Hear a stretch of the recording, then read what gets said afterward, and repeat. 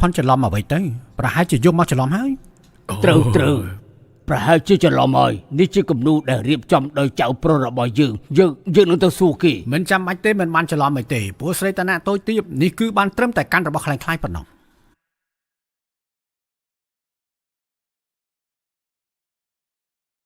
លោកឈិន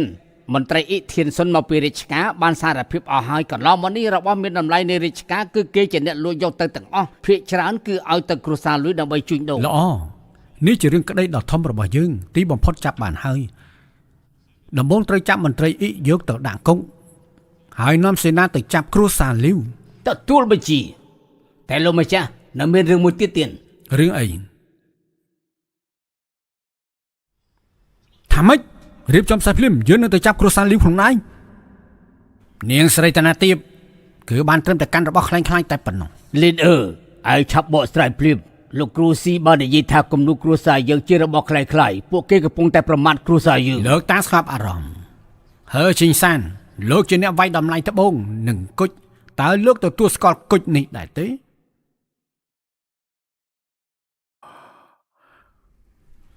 នេះគឺពិតជាគុជអធិរាជនេះគឺជារបស់ផ្ទាល់ខ្លួនព្រះមហាក្សត្រអ្នកណាហ៊ាននិយាយថាគ្រួសារលីវយើងគ្មានរបស់មានតម្លៃនេះជារបស់ផ្ទាល់ខ្លួនព្រះមហាក្សត្រអ្នកប្រទល់គ្រួសារលីវអាចយកមកកាន់នឹងផ្ទាល់ដៃបែបនេះបានពិតជាគួរឲ្យសរសើរមែនមើលទៅពួកយើងយកច្រឡំលើគ្រួសារលីវហើយទ្រព្យសម្បត្តិនៅក្នុងផ្ទះពួកគេគឺពិតជាមិនស្មានដល់មែនណាមូលហេតុដែលគេជូនអំណោយខ្លាំងៗប្រហែលជាមកពីកូនស្រីគ្រួសារចាក់មិនមានតម្លៃទៅដល់របស់មានតម្លៃបែបនេះទេរបស់ផ្ទាល់ខ្លួនព្រះមហាក្សត្រមិននឹងឲ្យមិននៅលើដៃអាចបានមានអ្នកណាដឹងទេថាពាក្យសម្ដីរបស់គ្រួសារលីវប្រៀបដូចជាច្បាប់កុំឲ្យដឹងដល់ព្រះមហាក្សត្រឲ្យសោះរបស់បែបនេះគ្រួសារលីវមានច្រើនសម្បើមណាស់ហើយមិនអាចរបស់នាងក៏មិនអាចប្រៀបជាមួយនឹងរបស់មានតម្លៃបែបនេះដែរលីនមិនក៏អាននិយាយបែបនេះទោះយ៉ាងណាម្ដាយយើងក៏ជាម្ដាយចុងរបស់ឯងដែរម្ដាយនាង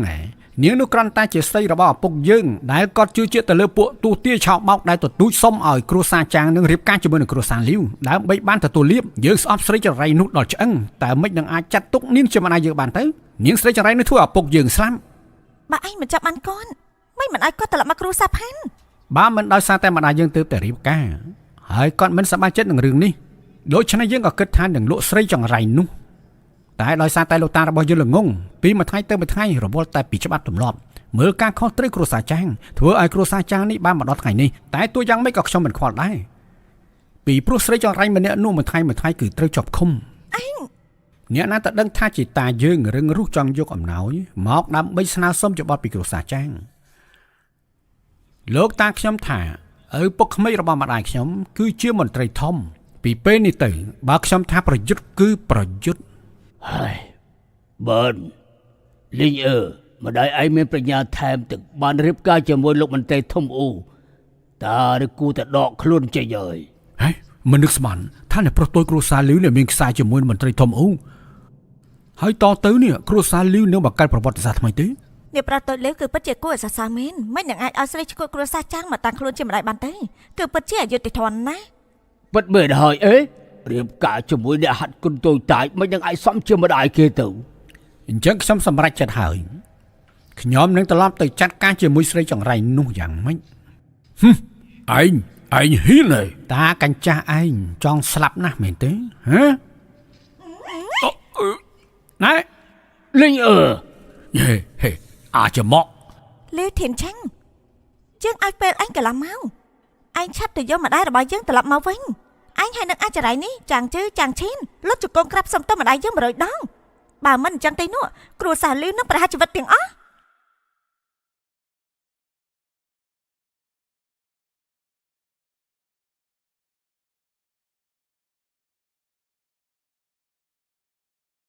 诸位爱卿，不用悲伤，朕这一生已经……អូយ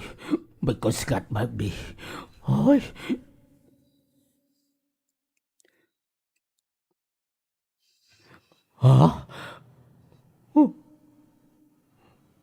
ព្រះមហាក្សត្រយានីសោយទីបង្គន់ហើយព្រះអង្គដ៏ចម្រើន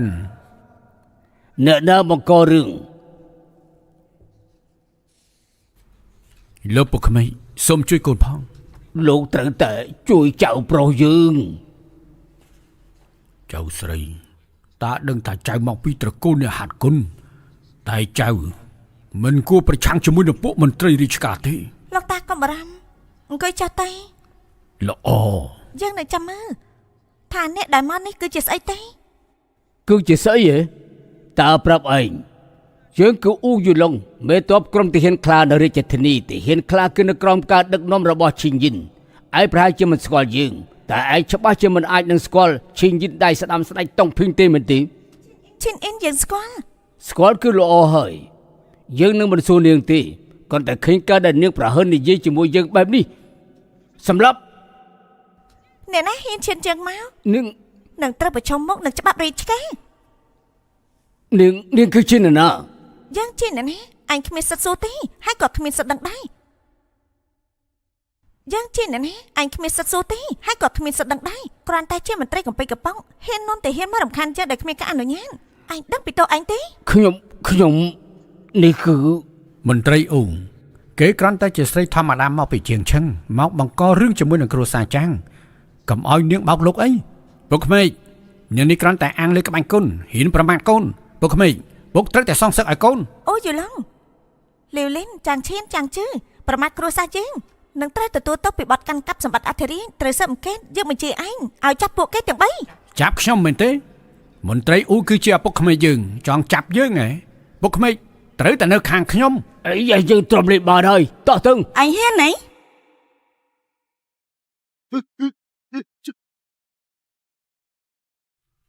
សំគ្រប់មេតបឈីងយិន មិនក៏អាចទៅរំខានមេតបជាងយិនទៅ កើតរឿងធំហើយ អូយូឡុង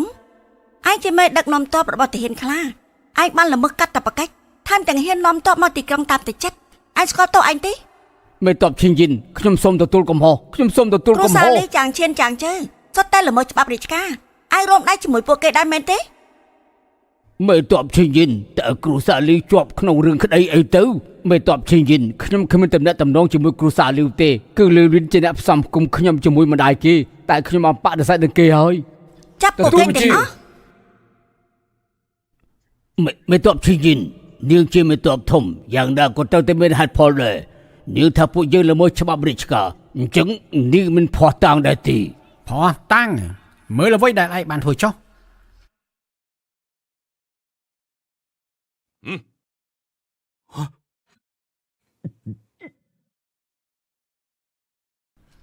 មើលចុះគ្រប់គ្រាន់ដែរទេ គ្រួសារលឺថ្លាមធំណាស់នេះគឺជាសម្បត្តិរបស់រាជការមិនក៏អញនៅផ្ទះរបស់អញទេ គ្រូសាលីយើងរលីហើយ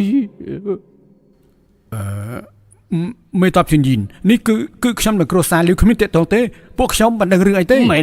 ហើយ ចាងឈៀនចាងជើពួកអាកំសាតែឯងបានប្រយោជន៍អីខ្លះពីគ្រួសារលីវយើងឯងនៅមិនដឹងទៀតហ៎មេតបជាងយិនខ្ញុំនឹងសារភាពគ្រប់យ៉ាងនេះមេតបជាងយិននាងគួរតែស៊ើបឲ្យបានច្បាស់សិន បើត្រូវសម្រេចបែបណានោះគឺព្រះអង្គជាអ្នកសម្រេច ព្រះអង្គ មិននឹងអាច ចាប់ពួកគេទាំងអស់បញ្ជូនពួកគេទៅកាត់ក្តីដាក់ទោសតាមច្បាប់ ក្មួយស្រីយើងជាពួកឯងមិនអាចធ្វើចឹងដែរយើងបានទេ ក្មួយស្រីសូមមេត្តាផងយើងក៏ជាពូច្បងរបស់ឯងដែរ បងអូនស្រីម្ដាយនាងជាម្ដាយចង់យើងជាបងប្អូនគ្នាសូមមេត្តាផងទៅមេត្តាផងជួយយើងផង ចាប់ពួកគេទាំងអស់ទេ ទៅដើរទៅសូមរាយការណ៍នៅសំណាក់លីវរកឃើញមនុស្សម្នាក់ អ្នកណាទេ អូសូមពិនិត្យមើលចុះ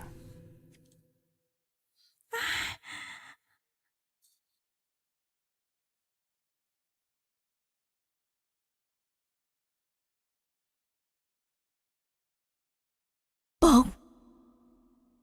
ម៉ៃពួកឯងគឺជាកូនយើងហីលេងផ្អឹងចាលេងអីចាអ្នកម៉ែសូមអបអរព្រះអង្គតុងភីង ព្រះអង្គតុងភីងលីងហ្វឹងឯងជាព្រះអង្គតុងភីងដែលវាយបំបាក់តុងយីងសម្រាប់ពួកចៅជប៉ុននៅសមរភូមិអ្នកដែលការពារទឹកដីតែម្នាក់គឺជាអ្នកស្នងរាជនគរសាល្អណាស់ រាជសារបានមកដល់ហើយតុងភីងត្រូវបានស្នើរាជទាយាទជាព្រះមហាក្សត្រ សូមព្រះអង្គមានប្រយោជន៍យូរយូរ យូ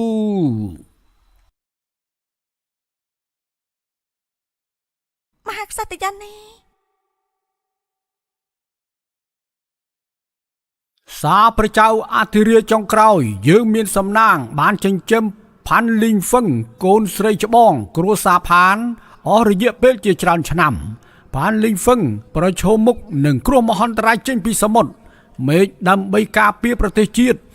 យកបានខេត្តទាំង9ដោយក្បាច់គុណទេវតាបង្កើតនៅសក្ការៈដ៏អស្ចារ្យដែលទទួលពីឋានសួគ៌ការពារប្រជារាស្ត្រយើងសូមប្រកល់អំណាចនិងអាសនៈរបស់ខ្លួនទៅឲ្យលីងហ្វឹងឡើងសោយរាជនិងស្នងរាជដើម្បីការពារនគរសា សូមព្រះចៅអធិរាជរបស់យើងមានប្រយោជន៍10000ឆ្នាំឆ្នាំ សូមរាយការណ៍ព្រះអង្គពួកមកខាងជើងបានប្រមូលផ្ដុំកងទ័ព1លាននាក់ដែលក្រុងប្រឆាំងនឹងព្រំដែនភាគខាងជើងរបស់យើងពេលនេះកម្លាំងពួកគេបានមកដល់ច្រកទ្វាររបស់យើងហើយ ត្រៀមកងទ័ពសេះចេញប្រយុទ្ធ Baixe o Rá News. Assista mais.